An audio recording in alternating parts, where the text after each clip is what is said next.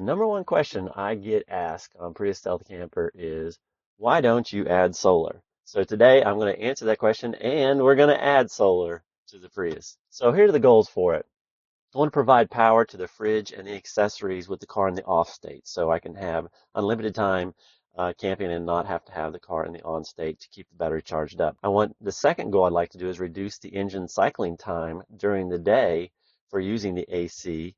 And so that one's going to be maybe a little trickier, but that would be a goal I'd like to use. And the other thing is to maximize stealth. So I want my panel to be removable and stowable so it's not sticking out there. So what we're going to do is we're going to look at understanding the problems of putting solar on a Prius, how the Prius makes power, and then I'm going to show you the panel and charger that I got for this project. Then we're going to build it and we're going to test it. And I have to tell you, the test turned out very interesting. Some things I didn't really expect. So how can you attach solar to a Prius? Some people have done it different ways. You could do like this guy did and just take several smaller panels and screw them to the roof, but I don't want to do that. I don't want to put anything permanent. I don't want to fix it.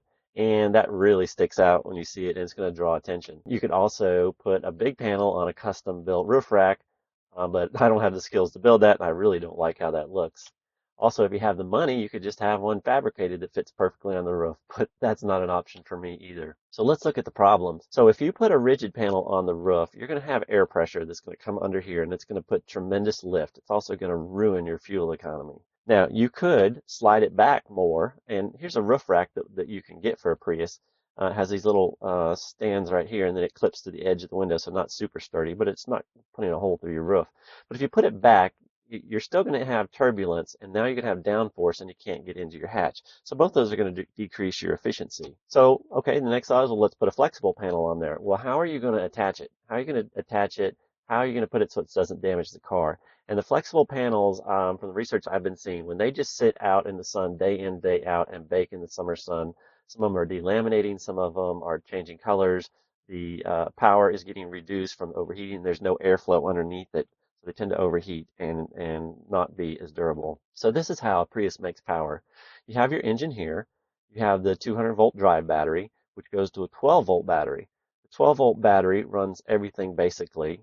200-volt battery runs the drive, just basically runs the drive motors, the wheels. But the 12-volt battery runs everything else, the car computers and the air conditioning and the fan. The Prius compressor is not connected to the engine. It is 12-volt electrical, as are the three fans, the two cooling fans and then the blower fan inside. So what happens is the engine turns on and it starts to charge the 200-volt drive battery. That in turn starts charging the 12-volt battery.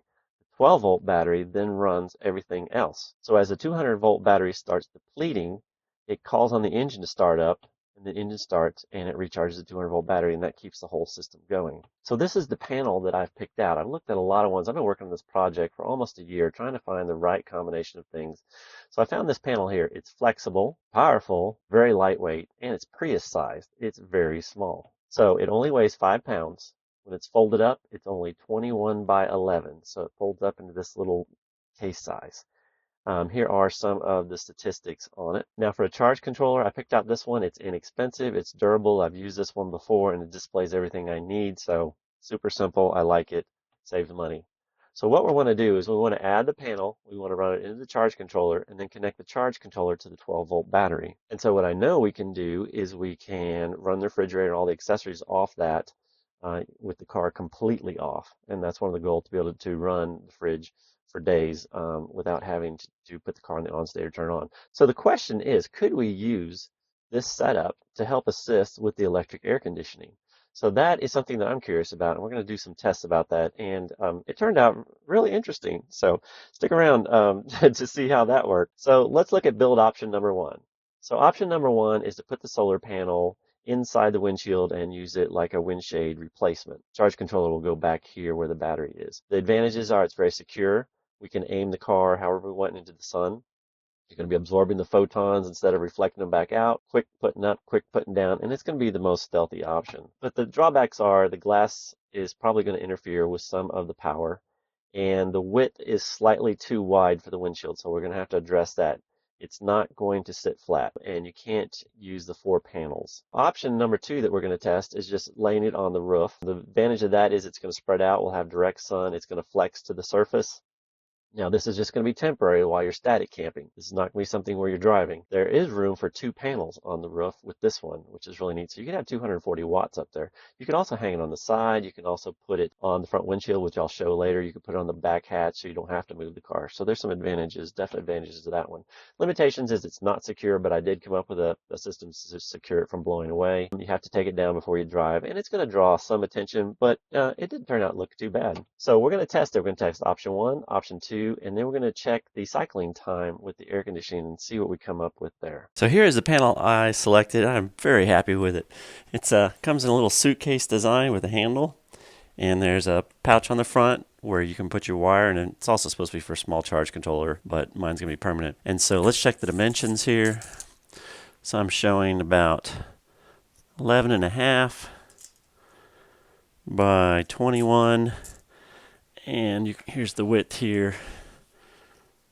Very small width, and it weighs about 5 pounds. So all you do is just pop the clips, and then it just unfolds.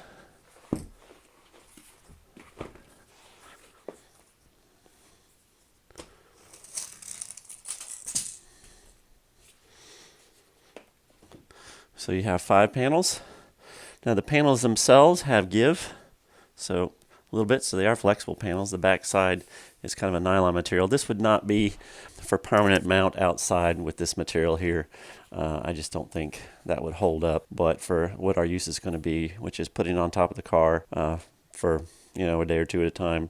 They are supposed to be water resistant. It's supposed to be able to handle to be out in the rain. But I kind of like I'm going to try to do the inside mount so that these can be inside the car and be protected. Purpose of testing today, I have just run a temporary wire to my secondary 12-volt battery, and I'll post the video down below about the electrical video, which will tell you all about how I added that second battery, and that feeds over here into my other battery, the stock battery that comes with it. But what I've done is I've added a disconnect.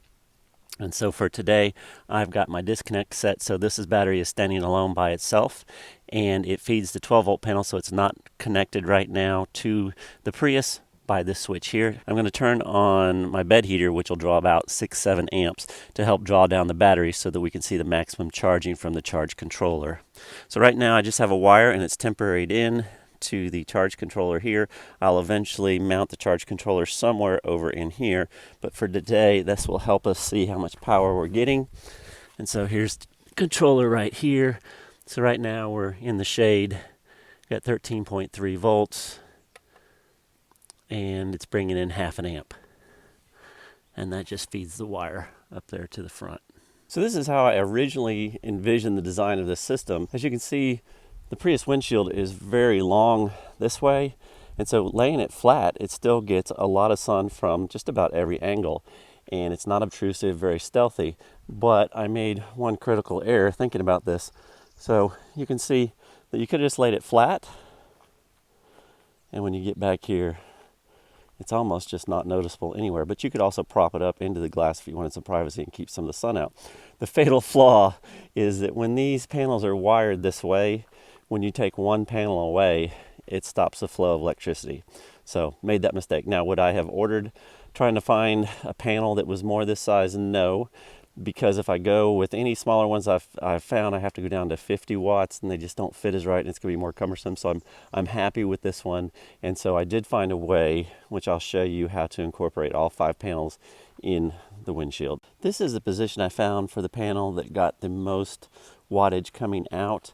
So all 5 panels are getting sun, and as you can see here, the top edge here is not being obscured by the pillar. It comes down, it's high in the center, and as the sun comes across, right now it's coming from this side, it hits this one hard, and this one hard, and this one kind of halfway, and this one not as much. So as the sun travels across, it will hit the different panels. So the setup inside is I just cut a couple small blocks of foam, and the piece in the middle is a bolster that I use to extend my bed. I just fold that in half, and then just 2 small blocks will support those edges, and it will push these corners. You want to make sure these corners get all the way up here and they're not hidden in the pillar. And it has to come up a little bit off the dashboard so it doesn't jam in, because the windshield gets wider as it comes up. So that's what it looks like inside, and it's got some good ventilation underneath it, so it shouldn't have any hot spots overheating on the bottom. Here's what the panel looks like just laying on top of the car. Fits really well. It forms the top fairly good. Fits real well between the antenna and the windshield. Here I've got the panel pushed to the side, and you can see there's plenty of room for two, and it doesn't even go over the edge. And I could push a little more forward and get it in front of the antenna. If you did want to permanently mount one to the roof, I don't think you can use this one because it's made of fabric on the back. But if you did want to set up like this size, and you wanted to permanently mount it, it could be done. So there is room for 240 watts on top of the car with some flexible panels permanently mounted. So this ends part one. And so what we're going to do in part two is we're going to take it out and we're going to test it. We're going to see what the difference is between having it inside and outside. We're going to play with the air conditioner and give it a good run and see how this thing works. So I'll see you in part two.